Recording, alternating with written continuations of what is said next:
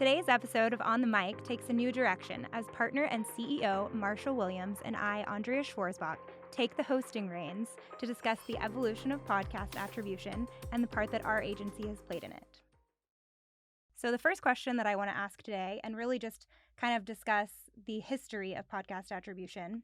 Where did we come from? What did we start looking at in terms of attribution with podcast and audio in general? Okay, so great question, and thanks. I'm happy to be here today. Yeah. Ad Results started out as a radio company, and radio, obviously before digital audio, was purely terrestrial, meaning AM and FM radio. And local market advertisers wanted to find out how their ads are working. So they would either drive people to their brick and mortar stores, or they would use a vanity phone number, which is the term for some phone number that's very memorable, 777-7777. Call us today. Tell them you heard it on Jack Snow at KDKA. As we moved into the national advertising space, you had to use toll-free numbers. And so the company I worked for was a company named Allergy Free Air Filter. So we secured the number 1-800-ALLERGY, and we would tell them you heard it on Paul Harvey and call this phone number. And those were the very primitive days of audio tracking. The difficulty in the audio landscape in terms of attribution is that people consume audio in one context. Perhaps they're driving, walking the baby, walking the dog, what have you, and they respond in a different context. So that it's always been a very difficult thing to track. Right. As the internet became much more ubiquitous with how everybody conducted business, we had to create new metrics for. I mean, you couldn't say, call this number and tell them I sent you. You would say, go to my website. And what we did was say, enter this media code, or provide them an incentive, a financial incentive, perhaps a discount or what have you, to say, use Jack Snow from KDKA Radio and tell them that's how you heard about us. Again, the difficulty in reading audio is the contextual elements of it. You tend to listen outside of where you respond, and so that makes it difficult. People oftentimes don't remember media codes, so on and so forth. And so we needed a better option. Can you just give a quick example for some of our listeners of what a media code would be? The design is to allow somebody who's a fan of this audio content, whether it be radio or podcast. Podcast has become a much more ever-present part of our existence. A code so that the person who listens to that content can get a discount or what have you. And it also allows our clients to figure out where if the dollars that are being spent in those particular avenues are working. So if you're trying to drive somebody to purchase a particular product, you might say, okay, go to the website abc.com and enter the media code SNOW, and you'll receive 20% off your first order. And that would either be at the promo code box, which most people know where they are, or it might be at the beginning of your checkout window or something like that. But again, the design is to, one, quantify who sent that person to the commercial site, the brand site, if they made a transaction, and to offer the listener an incentive to do so. It's relatively easy, but you'd be surprised how few people actually respond with that media code. Well, that actually leads me to my next question, which is, what are some of the challenges that we've really seen in tracking this way so far? Again, as mentioned earlier, there's a contextual difference between where people consume the media and where they respond. It's very difficult if you're driving in your car and not as safe as well to pick up your phone and go to a particular client's website to try and purchase while you're driving. So or walking the baby or walking the dog or at the grocery store or whatever it may be. And so what happens is that people will wait. And so if you say, my previous example was Jack Snow, You enter my code Jack Snow at checkout, and you'll get 20% off your first order or whatever it may be. People won't remember that. Okay, they simply won't use it. Or what have you. So the attribution elements that we're looking for are pretty blurry. I mean, oftentimes we will look at, maybe 2 to 5 out of 100 who will actually use a media code. But we're getting to a place where we can read how many people actually responded in a much more effective fashion right now, utilizing some digital techniques. Right. So, along with that, I think there's a lot of brands out there that have come up with a semi solution to tracking to account for those that maybe forget the code in that time span of them not taking action. And one of those solutions is a survey on the back end. So, can you talk a little bit more about that and how we've seen those results influence our campaigns? Sure. As mentioned, people will go to a website being driven by a piece of audio content, whether it be podcasting or radio or what have you, and they simply won't remember the code.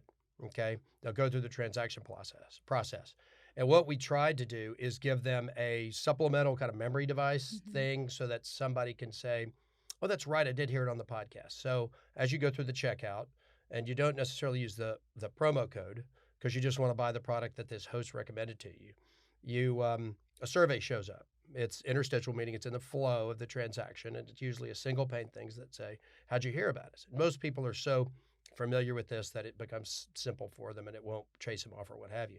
And they'll add a box in there or something that says podcasting or what have you. And we use that as a proxy for how many people actually signed up. So if we get 3 or 5 out of 100, the survey may indicate that it was higher than that. So let's say that we give somebody a multiple of 3x or 4x on top of those 3 or 5. So it actually gives us a better, more accurate read on how our attribution truly is and how efficient the investment was on that media outlet, on that audio channel. Now that we are in this ever-evolving industry, which is one of my favorite things about working in the podcast landscape, it's just always changing. Something new is always coming up. One of the newest trends, and something that we as an agency have been very focused on testing for our clients, has been pixel-based attribution. So let's talk a little bit about that, kind of explain to our listeners how that works and what we've been seeing with some of our clients. Fantastic. So, great question. In an effort to try and get a more accurate read on what, we spend millions of dollars for our clients in these audio channels, and trying to get a performance read is really critically important.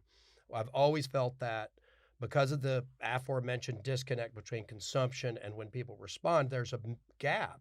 I mean, I truly believe it works better than it does. And we were looking for a tool to be able to prove that. Media code is mentioned. Even the adjunct survey is good, but it's still directional at best. There's a lot we're missing. So in diving into how digital marketers track, discovered that in social media posts, Facebook, digital display ads, et cetera, they can embed a pixel.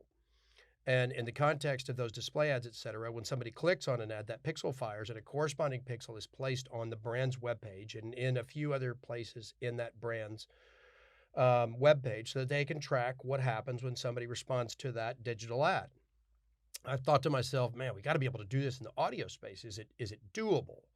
And we had talked to a number of people who said, well, we're not quite there yet, but a couple of smart, savvy tech software people said, yeah, I think we can do that. What we'll do is we'll place a corresponding pixel in the RSS feed, and the RSS feed is when people hit download on a podcast. It's the format that podcast sits in, and it starts to play as soon as people download that podcast, okay? So they would place a pixel in that RSS feed, so when somebody downloaded the podcast, that pixel would fire.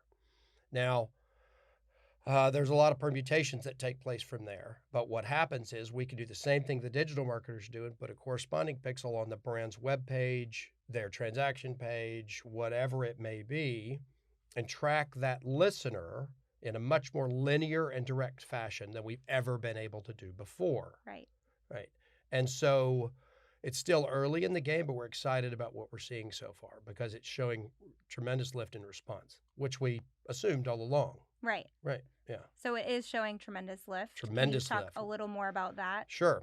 Okay. So the what we're finding is that at this pixel fires, it goes through sort of an ingestion process to determine anonymously who this individual or who this digital fingerprint person is. Somebody consumed a podcast on their phone, laptop, whatever. All of that has kind of a digital thumbprint. It's anonymous to that person, but you can still figure out who that is. And that the corresponding pixel, as mentioned, is on the brand's webpage and that kind of thing. It allows us a much more direct linear connection between the podcast listener and a response. And so if you look at just our media code attribution, which might be 3 or 5 out of 100, maybe slightly higher, even with the adjunct survey I mentioned earlier, where it might be 3x on top of that, we're seeing ratios as high as 10, 12, 14x on top of that. Wow. Right. It's really impressive. And the closer the shows are to alignment in terms of the context of the show, content of the show, and what that, let's say it's a gaming company advertising on a gaming show, you see a really high lift there. It's interesting what we're learning because there are some shows out there, some categories of shows where they just do not care about a media code. They'll just buy the product. Okay. And then you see, you see a fairly low amount of media code redemption, but a really high transaction level when we use the pixel-based attribution tool. So exciting growth there. So let's talk about some challenges that we've faced thus far in pixel-based attribution. All right, good question. Because it is challenging. First of all, it's very new. I mean, so here it is, the end of February or middle of February 2020, the first conversations we had about this were first quarter of last year. So it's an incredibly new space. So it's morphing and changing all the time. One of the things that there was a little bit of concern early on that the broadcasters, the networks, the shows were concerned that this tracking would track downloads. And there was a little bit of concern about whether it could count downloads. And then would the client say, oh, we have a problem with the downloads we're paying against versus what's really being done? Well, it doesn't work that way. Okay. It doesn't work that way at this point. It may in the future, but right now it's kind of the download number versus the pixel-based tracking are two separate things. Pixel-based tracking is the pixel is embedded in the beginning of the RSS feed to the greatest extent. And that doesn't indicate actual listens. It just indicates downloads. Now, obviously, you can draw the conclusion that somebody downloaded and listened if the pixel that corresponds to that listener hits the brand's webpage and they can execute a transaction. I mean, the assumption is there, okay? But it's still an assumption. Okay, there's a certain amount of math and what's the word I'm looking for here? Understanding or quantifying that listener against the pixel that fires on the brand's webpage, because there's all kinds of static out there. If somebody downloads a podcast at their house via a Wi-Fi connection, that's a very specific IP address. And IP is one of the ways that these companies use to quantify that listener, that fingerprint, I think is the metaphor I used earlier. If you're in a business or a building that has 1,000 people in it, that may have 5 independent IP addresses. There's a lot of static there, okay? So you have to have a way to a data set or a company that handles a lot of data aggregation help you filter it out. So there's not a one-to-one connection between the download and a response. There's a certain amount of math that works in there. That's the way it is in the data business for a lot of different media. But that's one of the challenges that they have. There's some assumptions that have to take place in there. My response is the clients get the information and they look at it and they correspond that back to what that person or the pixel fires on that particular web page, what that person does. And they're like, yeah, that is a connection. That's a sale. It's pretty clear to them.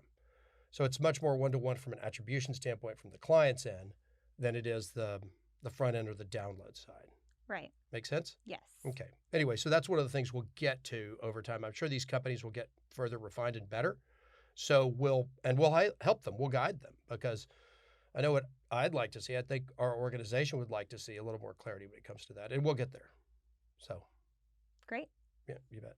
And what are the reactions that we're getting from our clients about attribution in general? I know we've had some of our clients have been testing this for several months. Some of them are just now starting to test. What's the general reaction that we're seeing? Most are ecstatic.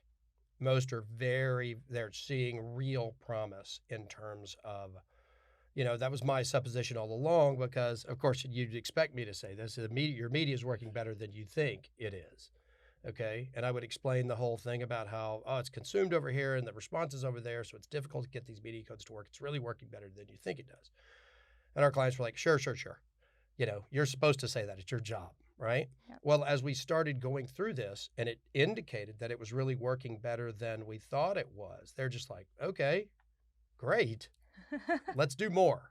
And again, Awesome. it's a little bit self-serving.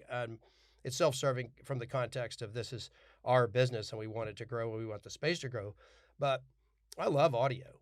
I've always been a huge fan of spoken word and listening, and I get mad and frustrated and laugh and all the things you're supposed to do with audio. And I've always known that it was an incredibly viable medium. And now we have a tool that helps us show performance better. Really excited about that. So we've talked a lot about what pixel-based attribution is. What are some of the challenges? Who have been some of the major players in the space? Who is kind of leading the charge as far as attribution goes? And who are some of the networks that have kind of taken and run with this? Really excited that the networks have said we're good with this. Wondery has been a great partner at this. Again, the gentleman who runs that, Hernan Lopez, is a good friend and very thoughtful guy. And I was so excited when he was like, yes, I want to try this, because he wanted to prove that it did work better than we had earlier interpreted, even with all the tools that we had worked on. And Barstool, another one completely different from Wondery from a content standpoint, but still they were like, yeah, we think that our audio works better than much of the attribution tools we had a year ago. And they've embraced it, and it's worked well. It's really indicating that the audio channel is working significantly better than we thought it did with our previous tools. The tools, there are two companies that we work with primarily, a company called Podsites out of New Hampshire and another company called Chartable out of New York, that have really become allies with us in terms of this pixel-based attribution. They're a little nuanced a little differently. They interpret the data a little bit differently because there is an interpretation factor there. The Chartable guys, one of them came from the mobile ecosystem, so I think both of them can do that, but the Chartable guys were the first ones to be able to have mobile attribution. And we're working through that with some of our clients. Now, I'm excited about that because I'm curious to know if we run an ad in a podcast space and somebody goes to their phone and immediately downloads an app. I'm excited about what that future holds. Yeah, absolutely. And so those are the Podsites guys have been good friends and helped us learn in this space because, as mentioned, it's really early still, and we will continue to learn more going along. The early reads are exceptional, though. I'm very happy with what we're seeing so far from a response standpoint for our clients. Final question for you for today. Where do you see podcast attribution in the future, say in the next 5 years? Great question. Further refinement of what we're doing now. Okay. So more digital-esque attribution style. When I say that, I mean a little bit more one-to-one. Where we can quantify if somebody downloaded a specific podcast, listened to the ad, and then responded. Because as mentioned, most of this exists right now in the RSS feed at the beginning of it, so we can't show whether it actually they consumed the ad or not. Again, there's a logical leap you make that they did because they responded. So, but something a little more finite, okay? I'd also love to see, and again, let me quantify all this by saying we're going to work towards maintaining the privacy elements that we need to in this. Okay, anytime you talk about IP address, GDPR, CCPA, which is the California privacy rules that's being written right now. I mean, literally, you know, this time frame that we're in right now, as they quantify what they consider to be PII or personally identifiable information, we have to stay between the lines there. And right now we're doing it. But if the legislation moves, we have to be able to move with it. Our brands may have to disclose that they're using these tools and, allow somebody to opt out or ensure that they don't resell that information, because if that's what the rules say, that's what they are. So we need to stay between the lines there. But I think that's very doable. So that's an advancement. I'd also like to see if we can take this tool and do brand lift studies or the like for large branded enterprise clients so that they can see what their brand lift and brand awareness might be if they're advertising in a particular podcast or a group of podcasts. When they don't use a lot of these direct-to-consumer tools, okay? They don't, Miller Beer, which is a client of ours, doesn't have a tool to quantify if somebody purchased via their website. They certainly don't need it. Right. But they do need and would like to have something that says, hey, I heard you on this podcast, and I love the podcast, and I'm going to really gravitate towards your product. So that's exciting. I think that's something we'll work towards in the near future. And I'm talking about this year. And podcasting is still so new as an industry that everything moves like at light speed. Yep. And so I'm excited about going down those roads in the near future.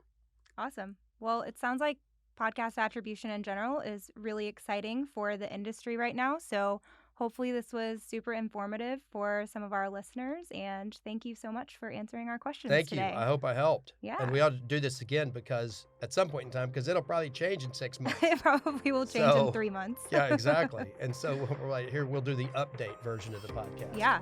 Okay. Sounds I'm good. totally good with that.